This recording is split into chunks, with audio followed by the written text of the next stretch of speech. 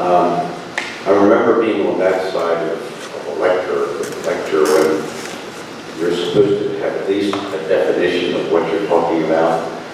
My definition of a funeral is an organized, purposeful, time-limited, flexible, group-centered response to death with the body present, so we can forget that. And what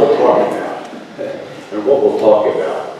Some of the things that were said earlier today, I want to just kind of comment on because we see this every day in funeral service when we're dealing with families. Lisa was talking about the programs at Stella Morris, and I was privileged to be on one of the boards up there for several years.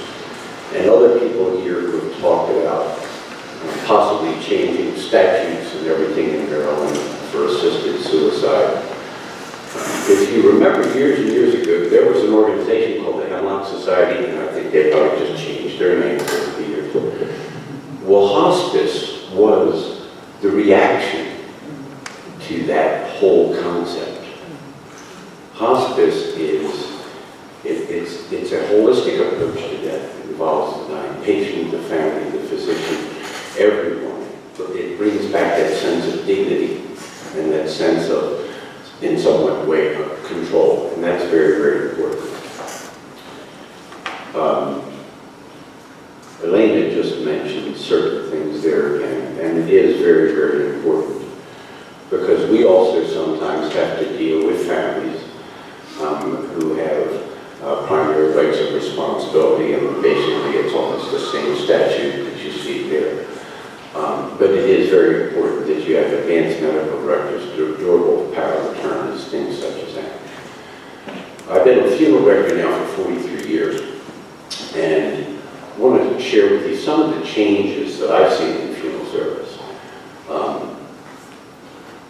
For many years, or for generations, funeral service was a male-dominated profession, occupation, however you prefer to categorize it.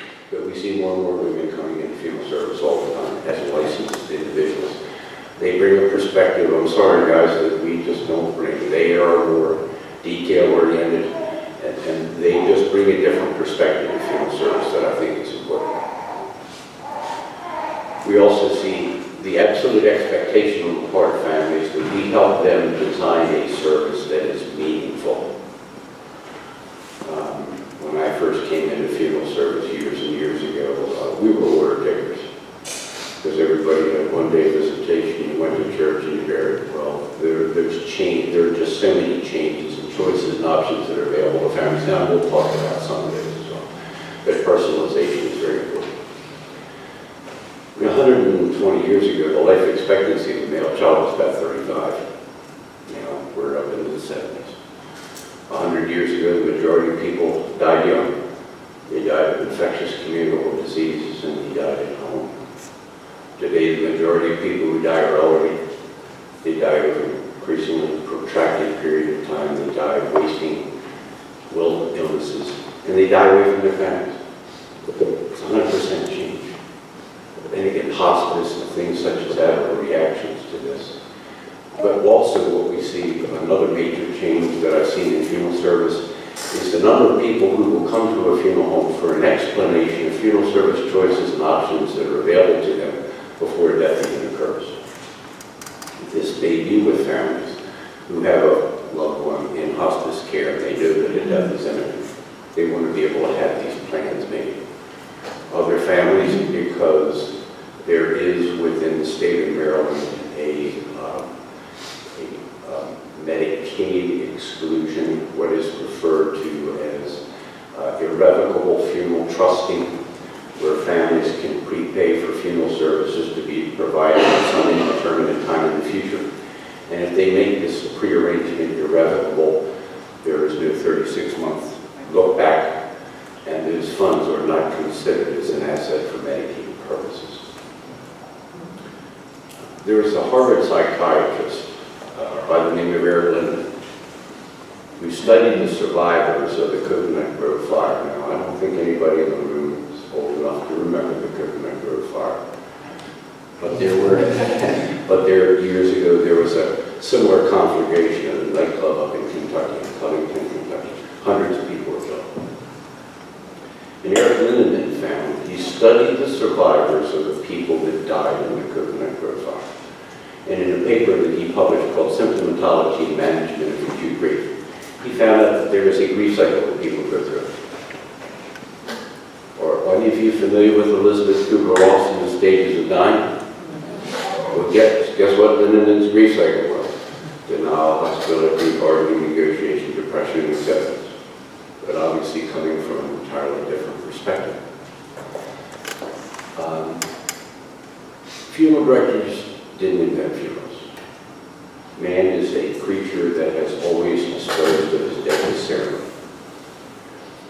And for most societies, there are certain similar funeral practices that are illicit, no matter how primitive or advanced that society might be. And there's similar funeral practices are visual confrontation, social support, there's religious ritual, there's a funeral procession, and there's sanitary disposition of the body.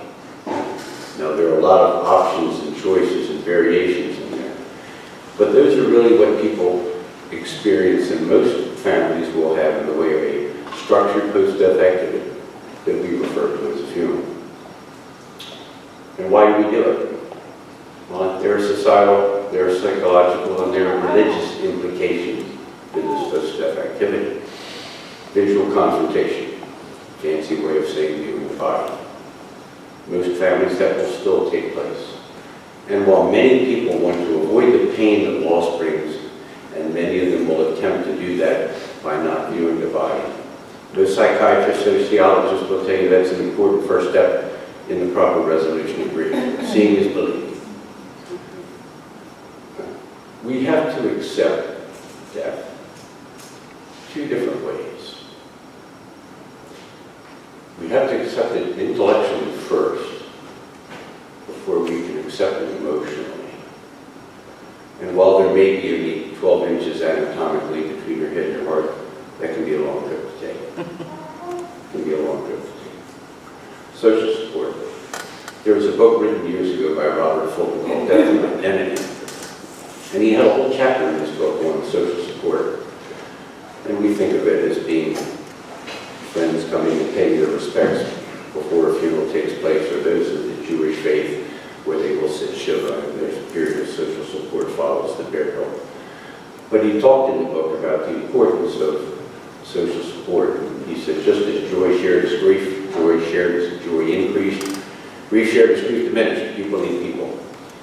And that structure helps provide that climate for that support to be given and received. Religious ritual. I don't wear it on my sleeve, I don't advertise it on my bumper, but I do wear it on my lapel file.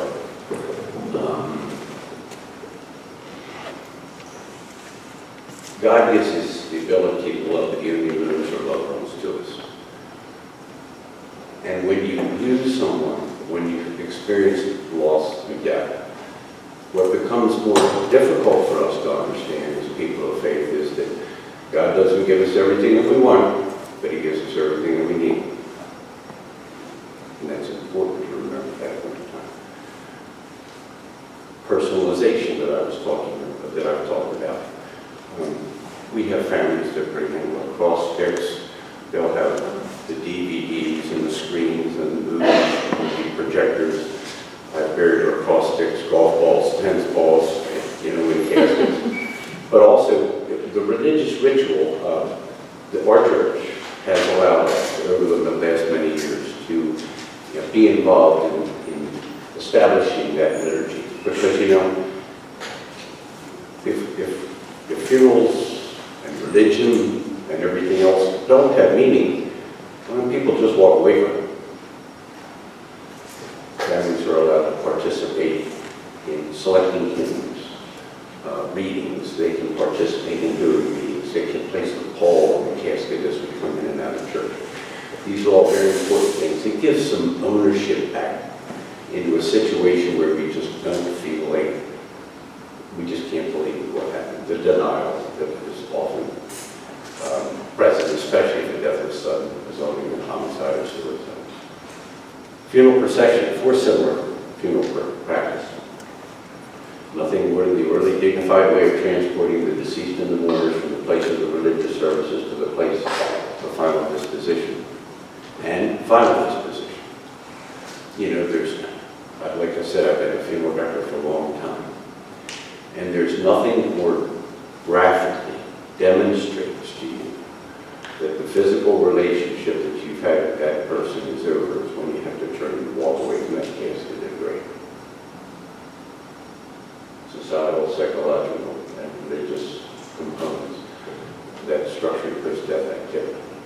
Now, one of the other changes that I've seen in funeral service, we talked about personalization, we talked about families making pre-arrangements or a discussion of requested services before death occurs.